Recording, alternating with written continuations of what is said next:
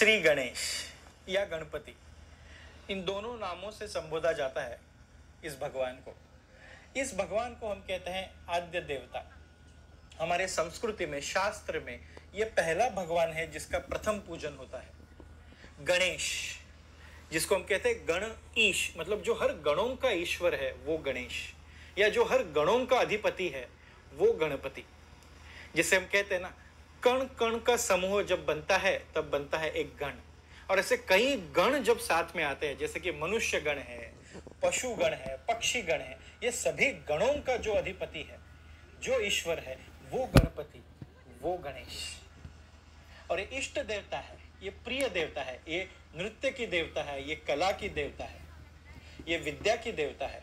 और ऐसे कहते हैं जीवन में जो भी विघ्न आते हैं उनको हरने वाली देवता माने श्री गणेश।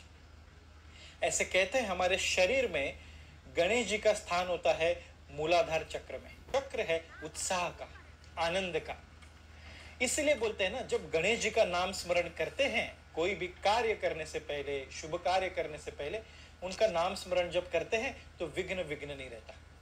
इसीलिए तो बोलते हैं ना, सुख करता दुख हरता, हर विघ्न को हरने वाले हैं श्री गणेश जी। तो उत्साह से जब हम कोई बाधा को देखते हैं, कोई संकट को, कोई प्रॉब्लम को देखते हैं, तो वो संकट रहता नहीं, फिर वो हट जाता है और वहां से एक मार्ग निकलता है जो हमें यश की ओर, स्थिरता की ओर ले जाता है। यही एक प्रक्रिया है ये गणेश चतुर्थी, जो हमें ये अनुभव कराए कि सिर्फ वो मूर्ति पूजन नहीं है, वो मूर्ति के पीछे जो तत्व है, ये गुण है, वो गुण जो अपने भीतर है, वो जागृत करने का एक प्रयास माने गणेश चतुर्थी है। इसीलिए हम बोलते हैं कि गणेश जी को कई सारे देवताओं से ये वरदान भी मिला है, भगवान होने पर भी दूसरे भगवानों से ये वरदान मिला है कि सर्वप्रथम आपका नाम लिया जाएगा। हम देखते हैं नृत्य कला में भी गणेश जी का प्रथम नाम आता है। जब हम उनको स्मरण करते हैं, उनका नाम लेते हैं, तो मन के अंदर, अपने अंदर एक ऐसा उत्साह जागृत होता है कि कहीं पर भी अटका हुआ मन वो उलझने से सुलझने लगता है फिर।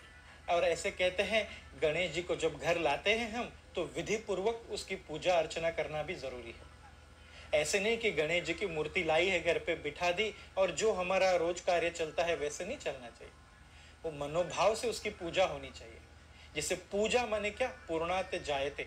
हर पूजा शुरू होती है जो भगवान स्थित है मेरे अंदर, थोड़ी देर के लिए सामने आ जाए, और हर उत्तर पूजा इसी के साथ समाप्त होती है।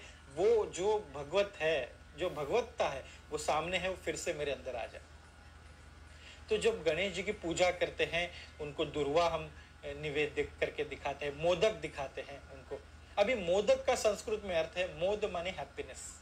सो जिनको पूजन करके, जिनको देख के जीवन आनंद से भर जाए, वो मोदक, वो गणपति।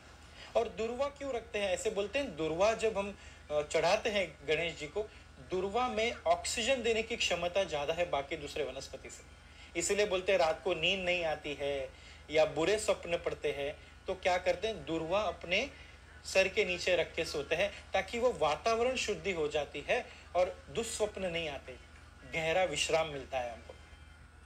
तो गणेश जी के संबंध से जुड़ी हुई हर चीज शास्त्रोक्त है, साइंटिफिक है। ऐसा नहीं कि कोई अंधश्रद्धा है कि उनको 4 हाथ है, पाश दिया है खुद का हाथ में, अंकुश पकड़ा है उन्होंने हाथ में। ये सभी चीजों पर, ये जो सगुण साकार हम मूर्ति देखते हैं हमारे सामने, गणेश चतुर्थी मनाते क्यों है?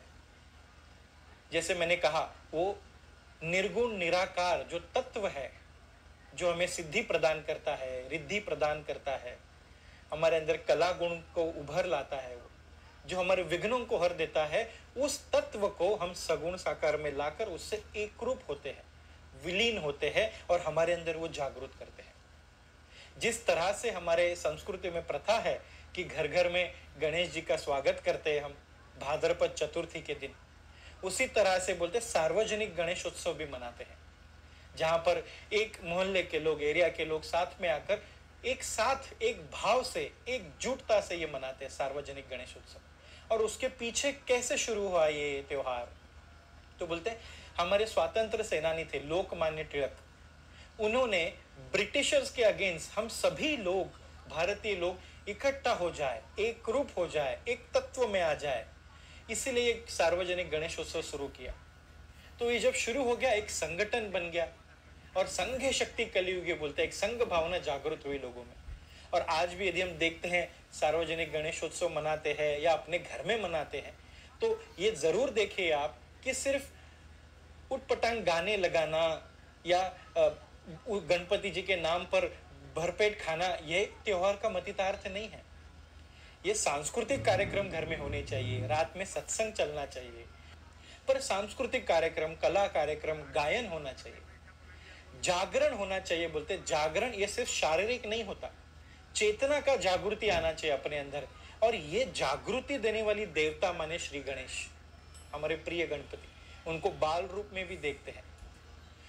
छोटे से छोटे पदार्थ में भी उस दैवत्व को देखना और वो अपने भीतर जागृत करना माने गणेश चतुर्थी का अर्थ है।